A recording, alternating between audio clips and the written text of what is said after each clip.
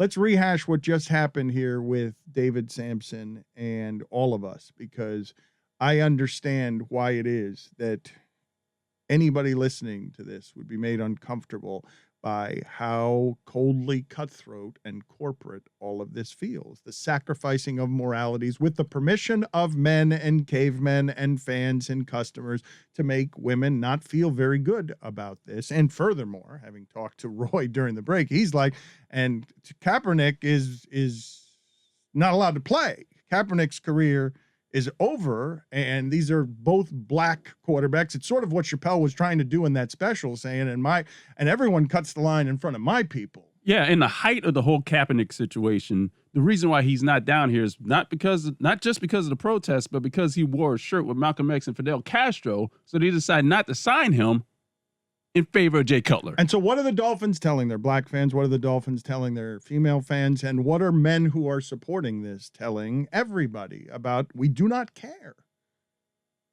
Get us a quarterback. Please, we've had 20 years of Chris Whittingham has grown up a Dolphin fan and doesn't know what it's like to have a quarterback. Still doesn't know about Tua, 11 games in.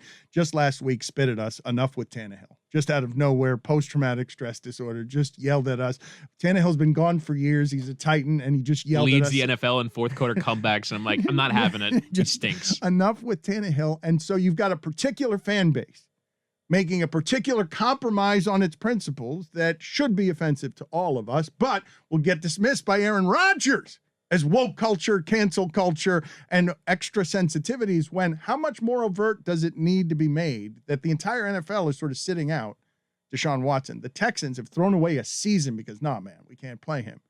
But the Dolphins might be willing to get in that game. Like, it really is a question. And here's the part that's tricky for me, Jessica, because I thought this conversation was fascinating off air as you were having it with Mike Ryan, just all of the permutations of this. I can't believe that all of these things have arrived at this intersection, and what ends up happening to you is that it becomes unpleasant to just sort of wave a flag in front of it and be like, hey guys, this doesn't feel very good, right? It doesn't feel right to just keep compromising the principles because of the position, your position because of that position.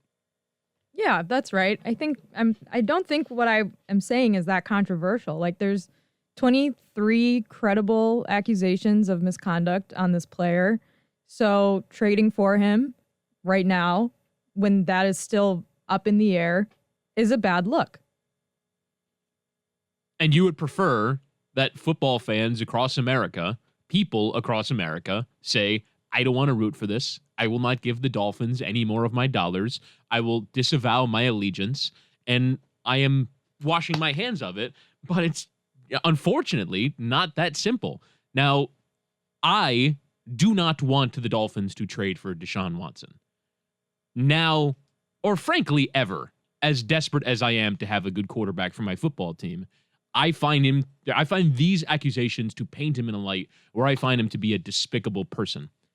However, I don't know if the Dolphins did trade for him, if in a year, 3 years, 7 years, if eventually I'd get over it. Because the unfortunate thing about some of these people being unrelenting in the NFL, where it's just Tyreek Hill is just in the league, Adrian Peterson was just in the league, you eventually, over the course of a certain amount of time, just get over it. The league, you can't sustain a loathing of a player for long enough because he's just there. So what? I'm the only one that's going to sit this out. No one else is sitting. Why am I the only one that's sitting this out? And eventually, fans relent on their morals. Chris, let me ask you a question. What's something that you said, I'm out on it, and have never been back?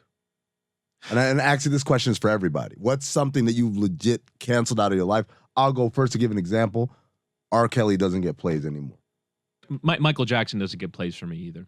I'm completely out on him. I don't want that anywhere. I don't watch Kevin Spacey movies. You actually had a good conversation on Cinephile about this, which I was listening to this morning, about some of the people. Tom Cruise was Adnan's example. Yeah. He doesn't support anything Tom Cruise does because of the Scientology, reporting that's been done. So, yeah, I mean, there are things in my life, but I don't know if the Dolphins is one of them. Like part of the frustration that we talk about with me and the Dolphins, they're my first sports love. Like I went to a Dolphins game at 8 years old to go see them get killed by the Ravens in a playoff game. And it was like going to Disney World. It was more impactful to me than going to Disney World. I love the Dolphins. I want them to be good so bad. Sad Disney World. I thought Pro Player Stadium was a cathedral. I really did. I thought that of the Orange Bowl when the Dolphins originally started playing there. That's exactly the same thing that I thought of the Miami Dolphins watching them in the Orange Bowl. There's something about the imprinting of these organizations as a child that is emotional and generational. You know how to break that? The easiest way to break that love? Easiest way. Go work for them. That's what happened with, I was the biggest Knick fan in the world. And then I worked there. And I'm like, oh, I can never. You thought you arrived at Mecca, right? With just a job on the ground level with the Knicks. Dan, Madison Square Garden was a building I'd only stepped foot in to watch the circus. Because when I was growing up, the Knicks were so good. Getting a ticket, what? No, not even a chance. You have to go to the scalpers outside, 3-4 times face value at one of the most expensive in the league tickets. And so the first Knick game I ever went to was when I worked for the Knicks at Madison Square Garden. I've been to Knick games in other places. And I was just like, oh my God, I'm here, the world's most famous arena. And then a rat scurried by and I said, okay, didn't expect to see that. I think my point about the NFL in general is just that, like, it doesn't have to be this way. And B, when you're a league that is trying to purport itself as this inclusive, we want female fans, we want LGBTQ fans, we want to hire female coaches, we want to be inclusive of everyone, we want every football is family, like, we're all together, like we want everyone to be a fan of this league. And then you're not going to discipline this player after this happens. You're going to have, I think that their investigation is still ongoing. They tend to take a very long time. But you're essentially kind of like forcing these two clubs to duke it out and kind of figure it out themselves. Like, you can't really have it both ways. You either have to have, either say that you're a league that doesn't give a shit about any of that and let Deshaun Watson play. Well, but this is where I stand on this one, Jessica, and it's why I never wanted Goodell. I mean, you guys remember this. I was like, he needs to not be in this business of being the iron-fisted guy, but he was rewarded so much for being the guy who was tough on crime in that league. He got to his position of power and money because he cleaned up the league and made it more palatable for America, really punishing these misbehaviors. I would say I'm an absolutist about this. Just make it cold, corporate, honest, with no emotion, and just stay out of the morality business. On all counts, on every count, stay out of it. You're not equipped. Stop telling me, as the conservative NFL corporation that flip-flops when Patrick Mahomes says, hey, you were wrong about Colin Kaepernick, stop being my moral guide on anything. You guys, part of this conversation is very Pollyannic. They don't do it because they want to be moral authority. They're just seeing where the wind blows and saying, okay, this is where the money is. Exactly. No, that's exactly right. Like, they don't want to leave the dollars on the table. They want to appeal to more fans, so more people buy tickets and jerseys and all of that. But that's the part that's disheartening, right? Like, the idea that the money is in the place of no morality. Like, you're kind of left alone on an island going, where am I as someone who wants to consume something and at least have some connection of, I like these people, I want to root for these people. I also think, Dan, like your point about the morality business, I don't think it's about a morality. It's a workplace thing. If I was accused of all the things that Deshaun Watson's accused of, you toss my ass onto Ocean Drive and say, never come here ever again, because that's our workplace. Why, as a workplace, are they not allowed to say, we don't want this in our workplace? Because there's an amount of talent that supersedes. There are 15 people in the world who can do it. Woody. Maybe 7. Are you saying that there's more than 15 people that can do Chris Whittingham's job? Because I would say that's Deshaun Watson not would very do nice. Chris Whittingham's job as well as Whittingham would do Deshaun Watson's job. I don't know about that. I don't know. Put it on the poll, Cody, at Batard Show. Who would do whose job better? Chris Whittingham as Deshaun Watson's job, or Deshaun Watson's job, or Deshaun Watson trying to do Chris Whittingham's job? Let me ask a question. Did we do a good job with this conversation? The one that we had with David Sampson. And It was interesting, I thought. I felt bad for Jessica. I don't know how to put her in a better position there. Her social mentions are going to be a dumpster fire because of how we do not treat women well in this space. Well, it's not just about not treating well. It's that David, I think, more than anyone, has become, I think he might dispute cynical, but it comes off as cynical, which is none of us, none of the 32 owners, none of the 32 presidents, none of the 32 general managers really want to make a moral stance. You're making a stance based off of public pressure. And he's someone who, as you've noted many times, does not care about public pressure. And so I will make the cold-hearted decision. And I just think it comes off poorly to people and whenever I've come at him with, hey, what about having a soul and being a person? It's almost like he finds it funny. You find it funny that an old person doesn't care about winning. How cute! And it's like patronizing in a way. Woody, it's like the scene from Always Sunny where Dennis tells Mac, I've been having feelings, like I'm a 14-year-old kid or something, And Mac is like, wait, you don't have feelings? I'm going to tell you a true story. David Sampson's an unusually honest person for someone that is considered dishonest. And he doesn't mind showing you every aspect of his life. But it wasn't but a few years ago that he was leaving a funeral and leaving it like that. What am I feeling? I'm feeling something. I'm like, yeah, it's what people feel at funerals. Yeah. Like, he's made of wires a little bit, and he's been the job for a long time, and he's been coldly the job for a long time in a way that doesn't care about public relations. So the reason he can cut through it that way that you don't hear anywhere else. I have not heard anyone else say, I'd be playing Deshaun Watson right now, and I'd be trading for Deshaun Watson, is because his lead governor is 100%. I'm not in the morals business. I'm in the emotions business that steals the customer's money who thinks I'm in the morals business. Let me make one clarification on behalf of David Sampson, if I could. You guys say he doesn't care about public pressure. He does if it results in a cratering of money and fan support. Like he cares about it in the most. But he just did tell you the value of the franchise will not go down. Well, he did just tell you that the opposite would go up. The bottom line is that these values don't go down, and the bottom line is the bottom line. I guess the comp I'm thinking about is the Washington football team, where Daniel Snyder dug his heels in as deep as you could ever do it. He had foundation in there, cement, saying, we're never changing the name of this team.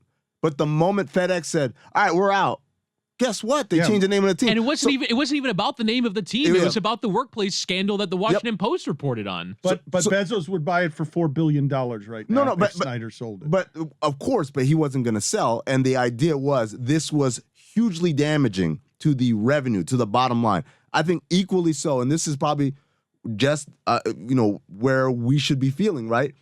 If Deshaun Watson were to come to if Sampson was the president of the Dolphins and he acquired Deshaun Watson, said we're playing him right away, and literally it cratered them financially, I guarantee you he wouldn't be still saying, no, we got to keep playing them. But it's not going to crater them. That's the issue. You don't know that, though. It's 2021, Dan. There's been Me Too has happened in the last 3 years. If I could see a future in which the Dolphins decide to play him and sponsors come forward and they're angry about it.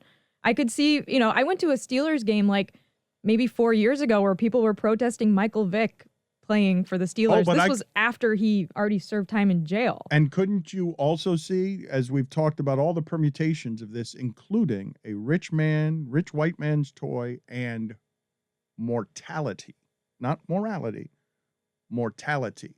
Who is less equipped to make the determination on that than 81-year-old white man who has been in power for a long time? This ain't going to crater my shit. I've been here 15 years doing this, and I can't get a quarterback. My business has been undermined because I can never get this quarterback. This quarterback is available only because all this shit is around him, and now I'm putting down my morality in favor of my mortality. Come pick at my games. Go ahead. I don't think you're going to do any damage to my actual brand because I've run this poorly for 15 years and all it's done is increase in value. I wanted to hit on Jess's point, though, like the aftermath of Me Too playing a role in this, because she does get called out because Ben Roethlisberger happened before that. And our attitudes have changed and a lot of things have been revisited. But I think the hope would be that in the aftermath of Me Too, that our perspective would change going forward, right? And so the next time something like this happened, we'd believe women, we would support women, not retroactively going back and relitigating every case of something that happened before that, but going forward, that our perspective would be permanently changed so that when something like this happened, you don't what about what happened in the past. You say, well, now that we know, now that we're more aware of the damage that sexual harassment does to women and how frequently it happens, that we would change permanently going forward. I also think that every time this conversation comes up and like whether it's a fair point or not, you point out that like, not you, Dan, but like whoever, the audience, I mean, Mike, oh, but you're a Steelers fan. Like, how do you blah, blah, blah? Like it in a way puts the onus on me to like justify my actions for the team that I grew up liking when I'm not the one who has committed a crime here. I'm not the one who's being accused of committed a crime.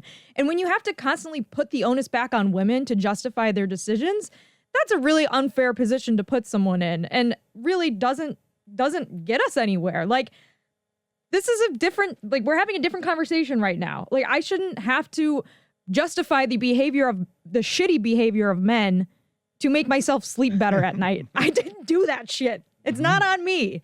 And to be put in the position, right? I hate that she gets put in the position of the whataboutism of Southside Chicago, of her quarterback being the emblem for, oh, wait a minute, Ben already did all of this, and we were less aware because Ben skated. It would have been much worse for Ben if everything that happened with him happened right now.